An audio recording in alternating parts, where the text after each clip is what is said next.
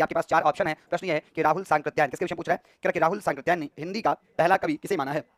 किसने? राहुल सांकृत्यायन ने। सांकृत्यायन जी के विषय में बात किया तो इन्होंने कई सारे यात्रा साहित्य लिखे हैं। राहुल सांकृत्यायन ने कई सारे यात्रा साहित्य लिखे हैं। यात्रा साहित्य का मतलब है जो आपने कहीं ट्रैवल किया है, आपने कहीं भ्रमण किया है, यात्रा किया है, उसको आप जब लिखने का काम करते हैं तो वह आपका क्या कहलाता है? वह आपका यात्रा साहित्य कहलाता है। ऐसे ही मुझे याद आता है इनकी एक रचना अथातो घुमक्कड़ जिज्ञासा। इनकी एक रचना मुझे याद आती है, उसका नाम है अथातो घुमक्कड़ जिज्ञासा। किसकी रचना है? तो याद रखेंगे राहुल सांकृत्यायन जी की रचना है अथातो घुमक्कड़ जिज्ञासा। घुमक्कड़ जीवन व्यतीत करने की इनकी इच्छा हुआ करता थी। आपका लुइपा कह रहे, सरपा कह रहे, सबरपा कह रहे, चंद्रबरदाई कह रहे। प्रश्न आपका यह था कि राहुल सांकृत्यायन के अनुसार हिंदी का पहला कवि कौन है?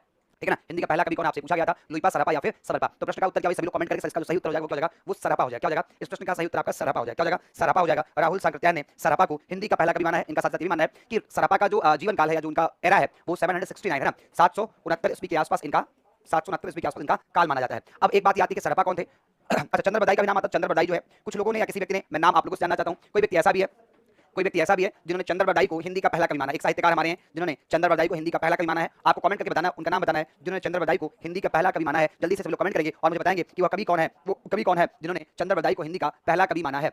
बताइए, आप सभी के उत्तर आ रहे हैं पर मैं चाहूंगा कि आप मुझे बताइए कि हिंदी का पहला कवि चंद्रबरदाई को किसे माना है? तो चंद्रबरदाई को हिंदी का पहला कवि माना है आचार्य रामचंद्र शुक्ल ने। किसे माना है? आचार्य रामचंद्र शुक्ल जी ने माना है। किसे माना है? आचार्य रामचंद्र शुक्ल जी ने माना है। यहाँ यह भी आपको ध्यान देना कि इनकी रचना जो है पृथ्वीराज रासो जो है, पृथ्वीराज रासो को इन्होंने हिंदी का पहला महाकाव्य माना है। पृथ्वीराज रासो को हिंदी साहित्य का पहला महाकाव्य अगर किसी ने माना है, हिंदी साहित्य का पहला महाकाव्य,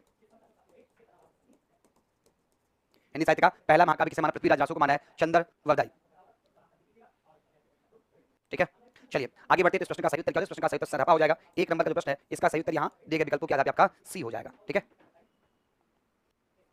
चलिए अगले प्रश्न की बात करते हैं हम लोग, आगे बढ़ेंगे और प्रश्न संख्या 2 को शामिल करेंगे आज के प्रश्न में। 2 नंबर का प्रश्न है, कह रहा है किस इतिहास लेखक ने अपने इतिहास ग्रंथ में लगभग 5000 कवियों का विवरण दिया है? बताइए कि किस इतिहास लेखक ने अपने इतिहास ग्रंथों में लगभग 5000 कवियों का विवरण दिया है? सर जॉर्ज ग्रियर्सन ने, आचार्य रामचंद्र शुक्ल ने, शिव सिंह सेंगर ने या फिर मिश्र बंधुओं ने। 4 नाम दिए गए और 4 के चारों क्या है? 4 के चारों जो हिंदी साहित्य के इतिहासकार हैं।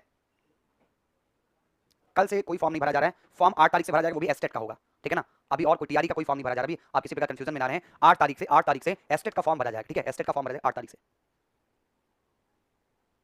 चलिए, तो यहाँ 4 नाम दिए, चारों के चारों क्या हिंदी साहित्य के इतिहासकार हैं, पर किस इतिहास लेखक ने अपने इतिहास में लगभग 5 कवियों का उल्लेख किया? तो मिश्र बंधु ने किया। किसने क्या है? मिश्र बंधु ने क्या है? मिश्र बंधु कौन है? मिश्र बंधु कौन है? तो ध्यान रखिएगा, मिश्र बंधु में तीन भाई हैं और तीनों तबाही हैं।